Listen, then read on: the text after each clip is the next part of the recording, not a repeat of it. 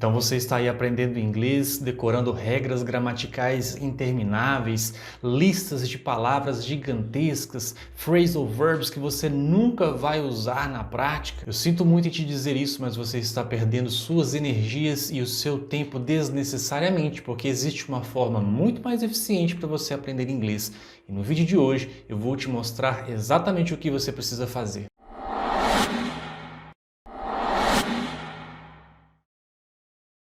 Hi guys, how's it going? Pessoal, sejam muito bem-vindos ao canal Vander Campolina Inglês.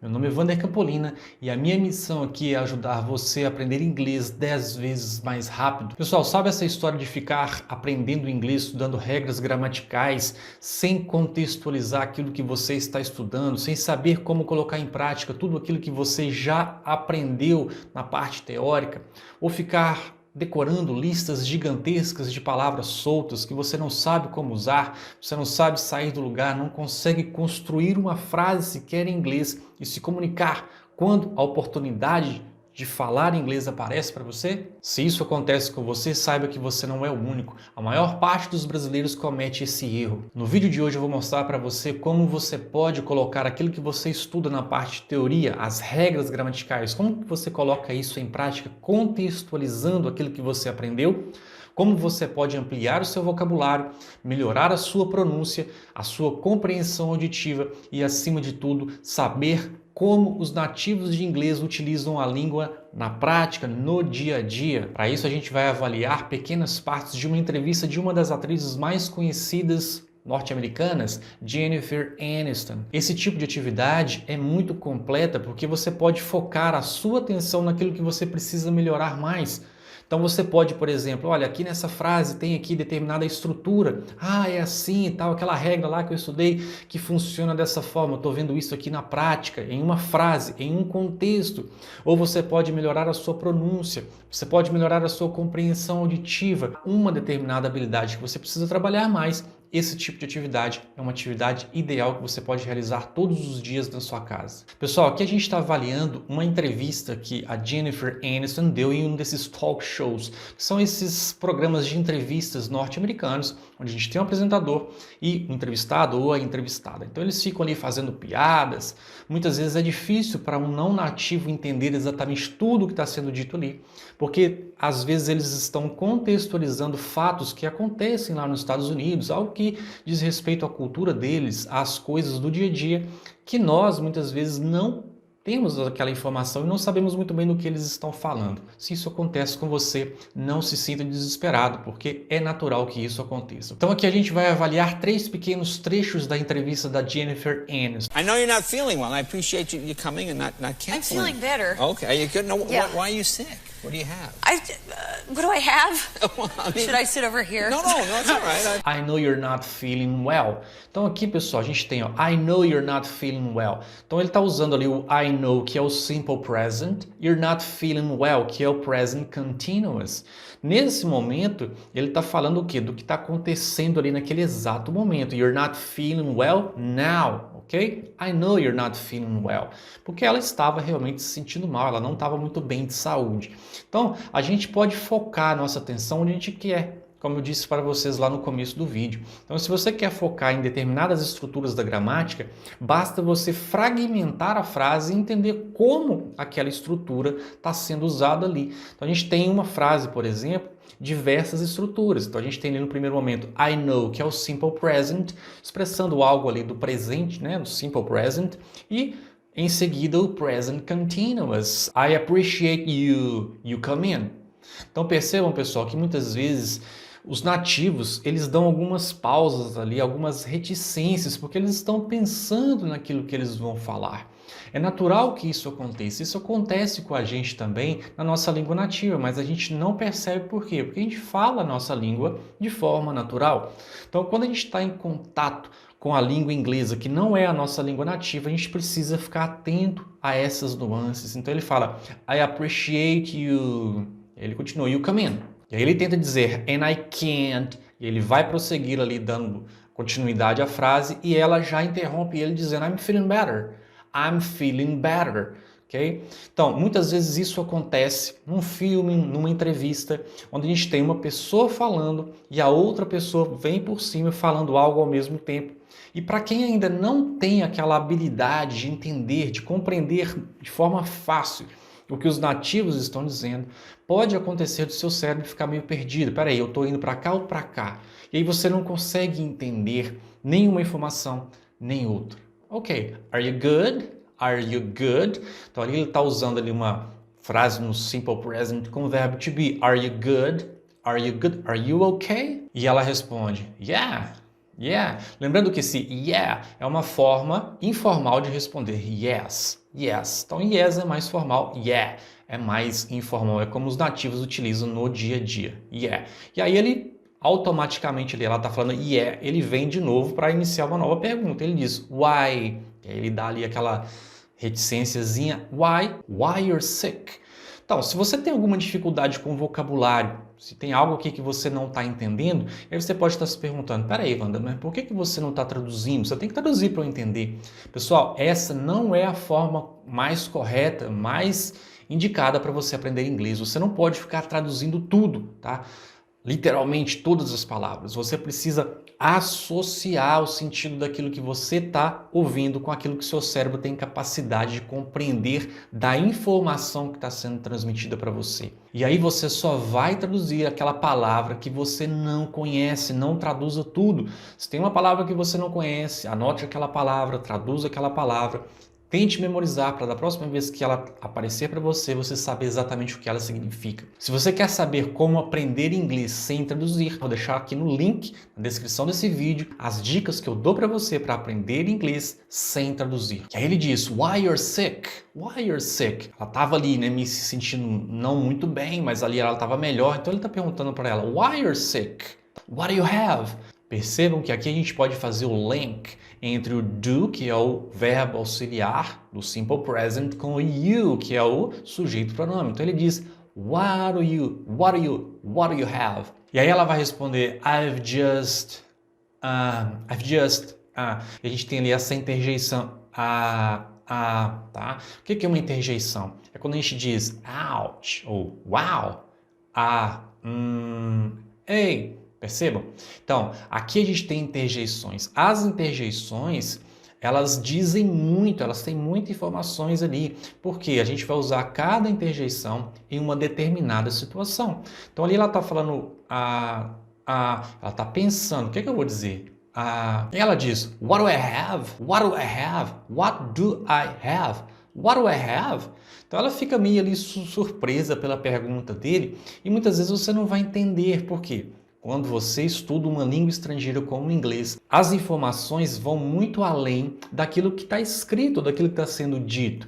A forma como a pessoa expressa aquela ideia, a entonação que ela vai dar ali, a linguagem corporal que ela utiliza para expressar aquela ideia, diz muito daquilo que está sendo utilizado ali naquele contexto. Então, quando ela diz, what do I have? Ela fica meio assim, pô, você está me perguntando o que eu tenho? Que tipo de doença que eu tenho? Isso pode ser uma informação meio constrangedora. Eu não vou dar essa informação aqui ao vivo, num programa de grande audiência, onde as pessoas do país, do mundo inteiro vão estar vendo aquilo que eu estou falando. Isso é algo pessoal. What do I have? Por que você está perguntando isso? What do I have? Que eu tenho?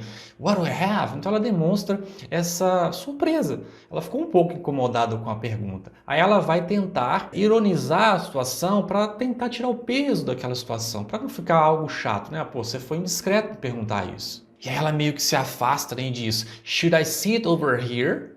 Should I sit over here? Should, eu deveria. Should I sit over here? Então ela está dizendo isso. Por que ela disse isso? Olha, então, se você traduzir literalmente a frase, olha, should I sit over here? Over here. Então, a se afastar, ela tem que sentar em outro lugar. Por que ela está dizendo isso? Olha, está falando de algo que ela não está se sentindo bem, como se ela estivesse doente. E é meio que ela está dizendo ali, você está com medo de eu te passar alguma coisa, né, que seja contagioso e você vai pegar o que eu tenho, a minha doença, algo que eu esteja ali passando em relação à minha saúde. Então foi isso que ela quis dizer. Ela tentou ali minimizar o desconforto que ela sentiu com a pergunta dele, ironizando a situação, dizendo, should I sit over here?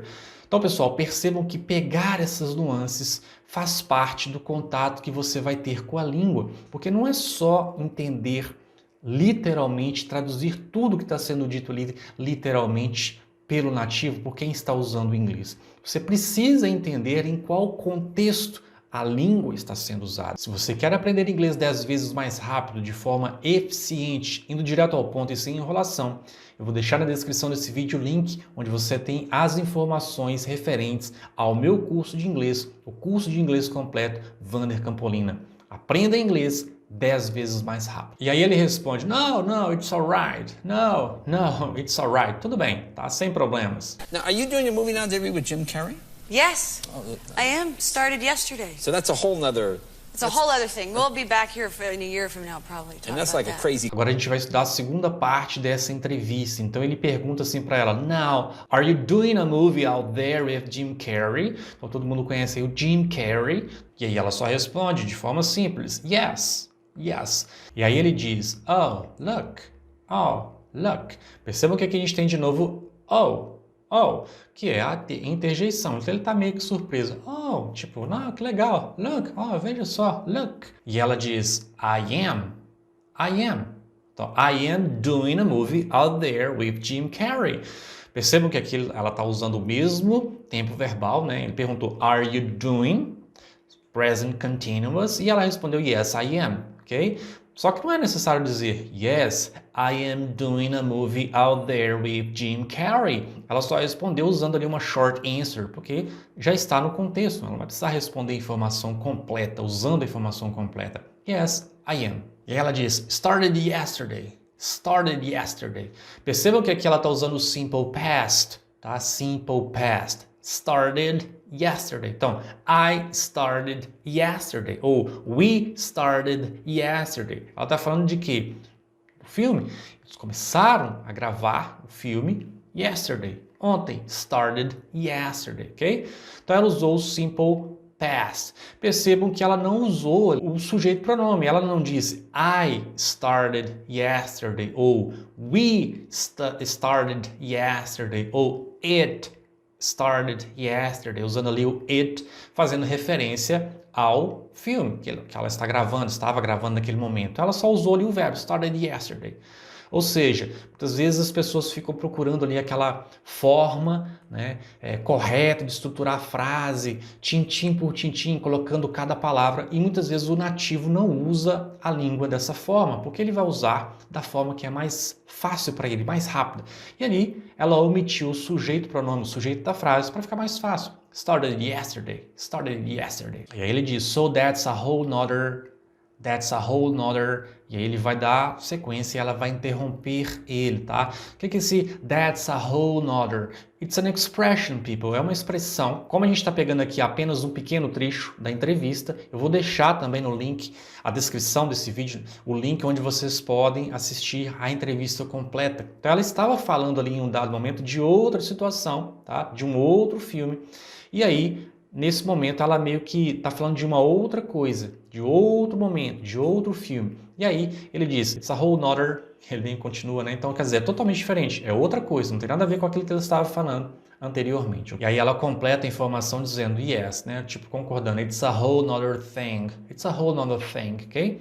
Então ela está dizendo, é outra coisa, não tem nada a ver com aquilo que eu estava falando, é outra situação, ok? It's a whole nother thing. E aí ela vai completar ali dizendo, we'll be back here for... Percebam que agora ela está usando will be back, ou seja, no talk show ela vai estar ali, né? Ela incluiu até o Jim Carrey, ou seja, eles podem voltar ali no futuro para falar especificamente sobre esse filme. We'll be back here for in a year from now.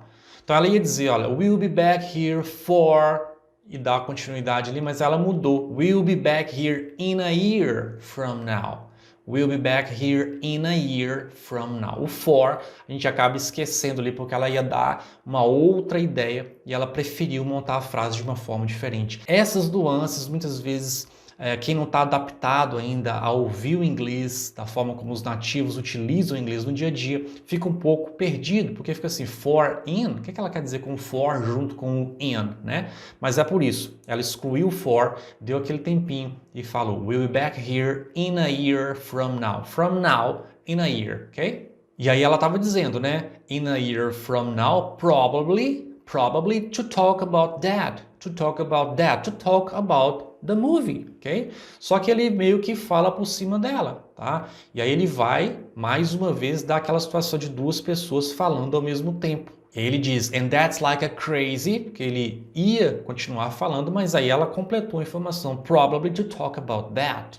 It's basically, it's sort of an exploration of depression, really, and this young woman who feels trapped in her life and is desperately trying to find passion again and feel something again. And in doing so, without the proper tools, she just seems to make many wrong mistakes. Yeah. E agora a gente vai para a terceira parte, a última parte dessa entrevista, onde ela vai falar de um outro filme, de uma outra situação, de um filme que ela já tinha feito, né? Então o entrevistador perguntou para ela ali sobre aquele filme, sobre a personagem dela, como era, e ela estava descrevendo ali aquela personagem. E aí ela vai buscar as informações para escrever a personagem. Então ela diz,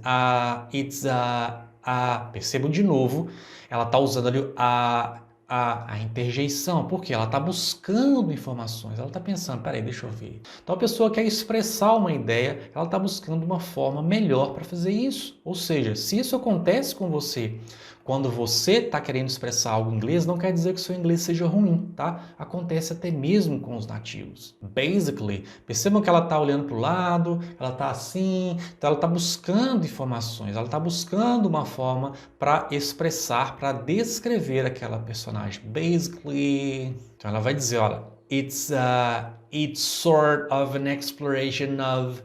Então ela está dizendo ali, it's sort, é tipo, basically, é meio que, é tipo, algo nesse sentido, ok? It's sort of, ou it's kind of. Percebam como ela vai fazer os links ali. It's sort of, an exploration of. Então você pode treinar aí esses links, que é aquilo que o nativo faz de forma perfeita. Você pode linkar uma consoante com uma vogal, an exploration of, tem ali o N do and, com exploration, an exploration of, de novo o N com of, an exploration of, depression really. Então ela buscou ali uma forma de expressar aquela situação e ela disse depression really, ok? Então ela está falando ali sobre a história, né, sobre a personagem, depression really. Então ela sintetizou tudo em uma situação, depression, ok? Depression really. E ela está descrevendo a personagem dela, né? And this young woman who... Então a gente está usando ali o young, que é o adjetivo. This young woman who is... Perceba que ali a gente tem a reticência, suspension marks, ok? Esses três pontinhos que é a reticência, porque ela ia construir a frase com o verbo to be. Então, who is... Só que aí ela muda no meio do caminho. Ela diz, this young woman who feels trapped in her life.